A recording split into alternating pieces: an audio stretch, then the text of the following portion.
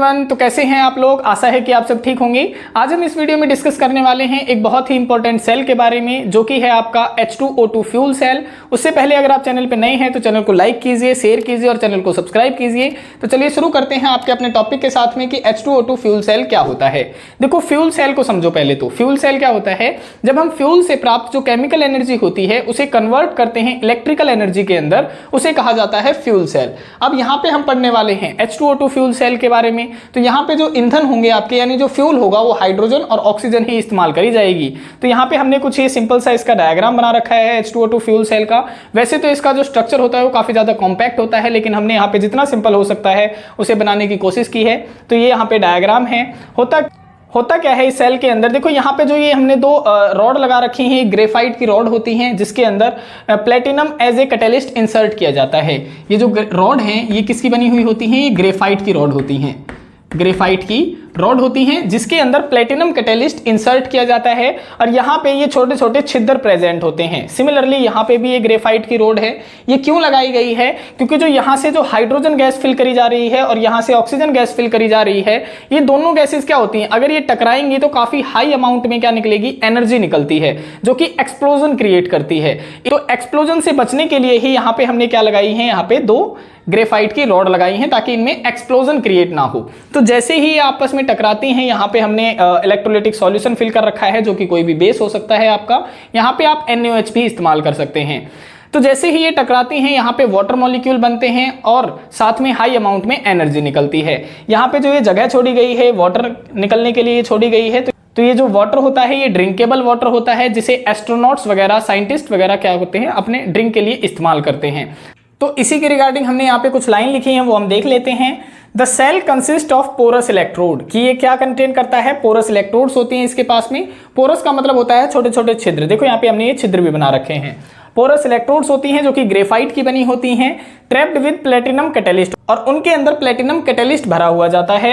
H2O2 gases are supplied at 50 atm pressure, और hydrogen और ये जो ऑक्सीजन गैस यहाँ से हम इन्हें सप्लाई कर रहे हैं, ये 50 atm प्रेशर के ऊपर सप्लाई करी जाती हैं। And KOH is used as an electrolytic solution, और यहाँ पे जो इलेक्ट्रोलिटिक सॉल्यूशन है वो KOH इस्तेमाल किया जाता है। और इसका जो टेम्परेचर मेंटेन करना होता है वो 525 केल्विन टेम्परेचर मेंटेन किया जाना चाहिए। और ये जो 50 atm प्रेशर है और ये जो 525 केल्विन टेम्परेचर है, ये काफी ज्यादा हार्ड कंडीशन होती हैं, जिन्हें मेंटेन कर पाना काफी ज्यादा मुश्किल होता है। तो ये इसकी सबसे बड़ी डिसएडवांटेज भी साबित होती है। तो यहाँ पे जो रिएक्शन चलती है मेनली, वो रिएक्शन है आपकी कि जो हाइड्रोजन गैस है, hydrogen gas half of oxygen के साथ में रिएक्शन करके वाटर मॉलिक्यूल बनाती है, प्लस में हाई अमाउंट में एनर्जी रिलीज करती है, और फिर इस एनर्जी को कन्वर्ट किया जाता है इलेक्ट्रिसिटी के अंदर, यानी इलेक्ट्रिकल एनर्जी के अंदर। और ये जो वाटर मॉलिक्यूल निकलते हैं, इन्हें पीने के लिए इस्तेमाल किया जाता है एस्ट्रोनॉट्स के द्वारा, यानी ये काफी ज्यादा प्योर फॉर्म में निकलता है वाटर भी। तो अब हमने देखना है कि यहाँ पे जो ये इसकी जो वर्किंग होती है, इस पूरे सेल की जो वर्किंग होती है, वो किस तरीके से चलती है, कैसे एनोड के ऊपर रिएक्शन चलती है, कैसे कैथोड के ऊपर रिएक्शन चलती हैं। लेकिन वो समझने से पहले हमें ये पता होना चाहिए कि यहाँ पे एनोड की तरह कौन बिहेव करता है और कैथोड की तरह कौन बिहेव करता है। तो हमने यहाँ पे सबसे पहले इनके ऑक्सीडेशन स्टेट को समझना है। हाइड्रोजन की ऑक्सीडेशन स्टेट 0 होती है, ऑक्सीजन की ऑक्सीडेशन स्टेट 0 होती है। यहाँ पे हाइड्रोजन की जो ऑक्सीडेशन स्टेट होती है वो +1 होती है, और ऑक्सीजन की ऑक्सीडेशन स्टेट -2 होती है। तो यहाँ देखो, जब 0 से +1 की तरफ हाइड्रोजन जा रहा है, यानी ऑक्सीडेशन स्टेट क्या हो रही है? इंक्रीज हो रही है। और जैसे जैसे ऑक्सीडेशन स्टेट इंक्रीज होती है, यानी उसका क्या हो रहा है? ऑक्सीडेशन हो रहा है। तो यहाँ पे मुझे पता चल गया कि यहाँ पे हो रहा है आपका ऑक्सीडेशन। अब यहाँ पे ऑक्सीजन देखो, ऑक्सीजन की ऑक्सीडेशन स्टेट 0 है, लेकिन यहाँ पे किस में कन्वर्ट हो रही है? -2 के अंदर जा रही है, यानी ऑक्सीडेशन स्टेट डिक्रीज हो रही है। और डिक्रीज किस केस में होती है? जब रिडक्शन होता है। तो यहाँ से मुझे ये बात पता चल गई कि एनोड के ऊपर हमेशा क्या होता था? एनोड के ऊपर हमेशा ऑक्सीडेशन होता था, जिसके कारण एनोड यहाँ पे कौन बिहेव करेगा? यहाँ पे हाइड्रोजन तो एनोड की तरह बिहेव करेगा। और कैथोड कौन होता था? कैथोड जिनका हमेशा क्या होता था? रिडक्शन होता था। तो रिडक्शन की तरह कौन बिहेव करेगा? यहाँ पे ऑक्सीजन बिहेव करेगा। तो ऑक्सीजन यहाँ पे कैथोड की तरह बिहेव करता है। अब हम देखते हैं कि वर्किंग को याद रखने की ट्रिक क्या होती है। देखो, वर्किंग को याद रखने की जो सिंपल ट्रिक होती है, यहाँ पे हमने जो वर्किंग की जो रिएक्शन होती है उनको याद रखना पड़ता है। तो यहाँ पे सबसे पहले आप क्या लिख लेंगे? एनोड लिख लेंगे, और आपको पता होना चाहिए कि एनोड की तरह कौन बिहेव करता है। बीच में आप इलेक्ट्रोलाइट लिख लेंगे कि इलेक्ट्रोलाइट कौन बिहेव कर रहा है, और तीसरे नंबर पे आप लिखते हैं कैथोड की तरह कौन बिहेव कर रहा है। तो एनोड यहाँ पे कौन है? एनोड अभी अभी बताया गया है कि हाइड्रोजन है यहाँ पे एनोड, और कैथोड कौन है? कैथोड है यहाँ पे ऑक्सीजन, और इलेक्ट्रोलाइट इस्तेमाल किया गया है KOH। तो यहाँ पे मुझे पता चल चुका है।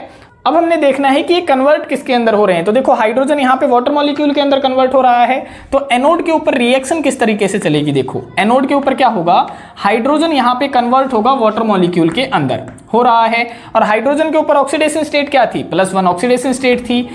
इसका मतलब हाइड्रोजन ने 1 इलेक्ट्रॉन रिलीज किया है, तो 2 हाइड्रोजन कितने इलेक्ट्रॉन रिलीज करेंगे? 2 इलेक्ट्रॉन रिलीज करेंगे, तो इसका मतलब यहाँ पे 2 इलेक्ट्रॉन उसने रिलीज किया है। और लॉसिंग ऑफ इलेक्ट्रॉन क्या कहलाता है? ऑक्सीडेशन कहलाता है। इससे मुझे ये भी पता चल गया कि एनोड के ऊपर ऑक्सीडेशन हो रहा है, ये तो निकल गया। अब यहाँ पे क्या हो रहा है? देखो हाइड्रोजन के साथ में ऑक्सीजन भी जुड़ रहा है, तो ये ऑक्सीजन कहाँ से आया है? देखो ऑक्सीजन कहाँ से आया होगा? जो यहाँ पे इलेक्ट्रोलाइट इस्तेमाल किए गए हैं, यहाँ से ऑक्सीजन आया होगा। ये जो OH नेगेटिव आयन निकलते हैं, तो ये क्या करता है? ये 2 OH नेगेटिव आयन के साथ में रिएक्शन करता है। अब देखो क्या ये रिएक्शन बैलेंस है? रिएक्शन बैलेंस तो नहीं है, क्योंकि यहाँ पे 2 हाइड्रोजन और यहाँ पे 2 हाइड्रोजन 4 हो चुके हैं, तो यहाँ पे मुझे 2 से मल्टीप्लाई करवानी पड़ेगी। अब देखो 2 हाइड्रोजन और 2 हाइड्रोजन 4 हाइड्रोजन हो चुके हैं, 4 हाइड्रोजन यहाँ पे हैं, 2 ऑक्सीजन यहाँ पे हैं, 2 नेगेटिव चार्ज, 2 इलेक्ट्रॉन यहाँ पे निकल रहा है। तो ये रिएक्शन चलती है आपकी एनोड के ऊपर। वो क्या करता है? हाइड्रोजन का ऑक्सीडेशन होता है इस तरीके से, और आपने याद रखना है कि हाइड्रोजन यहाँ पे वाटर मॉलिक्यूल बनाता है, जो कि यहाँ पे दिखाया गया था आपको ऑक्सीडेशन के अंदर। अब देखो कैथोड के ऊपर कैसे रिएक्शन चलती है। कैथोड के ऊपर हम यहाँ पे लिख लेते हैं। तो कैथोड की तरह कौन बिहेव कर रहा है? कैथोड की तरह हाफ ऑफ ऑक्सीजन बिहेव कर रहा है, तो हम यहाँ पे लिख लेते हैं हाफ ऑफ ऑक्सीजन। अब ये ऑक्सीजन क्या करेगा? देखो कैथोड पे मैंने बताया था कि रिडक्शन होती है, और रिडक्शन क्या करती है? जो भी इलेक्ट्रॉन यहाँ पे एनोड के ऊपर निकलते हैं उन्हें वो एक्सेप्ट कर लेता है। और ये भी बताया था कि जो भी चीज एनोड के ऊपर निकलती है ना, उन्हें कौन एक्सेप्ट कर लेता है? कैथोड एक्सेप्ट कर लेता है। तो यहाँ पे क्या क्या निकला है? देखो 2 तो इलेक्ट्रॉन निकले हैं और एक वाटर मॉलिक्यूल निकला है। ये वाटर मॉलिक्यूल निकला है, तो 2 इलेक्ट्रॉन और इनमें से एक वाटर मॉलिक्यूल को ये एक्सेप्ट कर लेता है। यानी यहाँ पर अगर लिखा जाए तो 2 इलेक्ट्रॉन प्लस में एक वाटर मॉलिक्यूल को ये एक्सेप्ट कर लेता है और रिएक्शन चला देता है। तो रिएक्शन कैसे चलती है? देखो यहाँ पे एक ऑक्सीजन तो ये है, एक ऑक्सीजन ये है, और 2 हाइड्रोजन है, यानी 2 OH आयन है, और यहाँ पे 2 इलेक्ट्रॉन है, तो ये निकल जाता है 2 OH नेगेटिव आयन बनके। ये रिएक्शन आपकी चलती है कैथोड के ऊपर, ये वाली चलती है आपकी कैथोड के ऊपर। अब हम देखते हैं कि इस पूरे सेल के अंदर ओवरऑल रिएक्शन क्या चलती है। तो ओवरऑल रिएक्शन लिखने का क्या तरीका है? जो एनोड में जो रिएक्शन चल रही हैं और जो कैथोड पे रिएक्शन चल रही है उन्हें जोड़ देना, और फिर जोड़ते टाइम जो लेफ्ट हैंड साइड और जो राइट हैंड साइड जो अपोजिट है उन्हें काट देना। तो देखना यहाँ पे क्या क्या अपोजिट है। देखो 2 इलेक्ट्रॉन हैं, 2 इलेक्ट्रॉन से तो ये 2 इलेक्ट्रॉन कट जाएंगे, और क्या है? देखो 2 OH नेगेटिव आयन है, 2 OH नेगेटिव आयन से 2 OH नेगेटिव आयन कट जाएंगे। एक वाटर मॉलिक्यूल है, एक वाटर मॉलिक्यूल से एक वाटर मॉलिक्यूल कट जाएगा। अब जो भी चीजें बची हैं यहाँ पे लिख लेते हैं, वो आ जाएगी आपकी ओवरऑल रिएक्शन के अंदर, जो कि इस सेल के अंदर चलती हैं। तो क्या बचा हुआ है? देखो हाइड्रोजन बचा हुआ है, लेफ्ट साइड हाइड्रोजन लिख दिया प्लस, और यहाँ पे कुछ भी नहीं है। यहाँ पे देखो अब क्या बचा हुआ है? हाफ ऑफ ऑक्सीजन है, तो हाफ ऑफ ऑक्सीजन लिख दिया। और देखो और क्या बचा हुआ है? लेफ्ट हैंड साइड, यहाँ पे कुछ नहीं है, यहाँ पे भी कुछ नहीं है, तो राइट हैंड साइड देखो, right hand side water molecule बचा हुआ है, यहाँ पे हम वाटर मॉलिक्यूल लिख लेते हैं प्लस में। और कुछ बचा हुआ है? कुछ भी नहीं है। तो इसके साथ में जब ये रिएक्शन चलती है तो हाई अमाउंट में एनर्जी निकलती है, उस एनर्जी का इस्तेमाल किया जाता है इलेक्ट्रिकल एनर्जी में कन्वर्ट करने के लिए। तो ये कंप्लीट रिएक्शन आपकी चलती है इस फ्यूल सेल के अंदर। और यहाँ पे आपने एक बात नोट करी होगी कि जब एनोड के अंदर जब हम रिएक्शन चला रहे थे तो ये जो 2 OH नेगेटिव आयन है, यानी इलेक्ट्रोलाइट की कंसेंट्रेशन डिक्रीज हो रही थी। फिर कैथोड के अंदर जो रिएक्शन चल रही थी उसमें इलेक्ट्रोलाइट की कंसेंट्रेशन इंक्रीज हो रही थी, और फर्दर जब हमने ओवरऑल रिएक्शन देखी तो उसमें इलेक्ट्रोलाइट की कंसेंट्रेशन आपको दिख ही नहीं रही थी। इसका मतलब कि ये जो फ्यूल सेल होती है इसमें जो कंसेंट्रेशन ऑफ इलेक्ट्रोलाइट होती है वो हमेशा कांस्टेंट रहती है, जिसके कारण ये हमें कांस्टेंट सप्लाई प्रोवाइड करता है। तो आप यहाँ पे लिख भी सकते हैं कि concentration of KOH remain constant, कि KOH की कंसंट्रेशन हमेशा कांस्टेंट रहती है इस सेल के अंदर, hence it provide constant voltage, इसीलिए हमें कांस्टेंट वोल्टेज प्रोवाइड करता है। ये थी आपकी कंसेप्ट कि H2O2 फ्यूल सेल क्या होता है, उसकी कंस्ट्रक्शन में क्या चीजें लिखी जाती हैं, उसकी वर्किंग की रिएक्शन कैसे होती हैं। अब हम देख लेते हैं कि H2O2 फ्यूल सेल के एडवांटेजेस क्या हैं और डिसएडवांटेजेस क्या क्या होते हैं। देखो एडवांटेजेस में आप क्या क्या लिखेंगे? आप लिखेंगे कि इट इज पॉल्यूशन फ्री, ये पॉल्यूशन फ्री होता है। लॉन्ग लाइफ वर्किंग, इसकी काफी ज्यादा लंबी लाइफ है वर्किंग करने के लिए। कांस्टेंट वोल्टेज हमें ये सप्लाई करता है। फोर्थ पॉइंट आप लिखेंगे कि हाई एफिशिएंसी होती है इसकी। और फिफ्थ पॉइंट आप लिखेंगे कि it provide drinkable water for astronauts, ये हमें ड्रिंकेबल वाटर भी प्रोवाइड करता है यहाँ पे, ठीक है। ये इसकी एडवांटेजेस हो जाती हैं।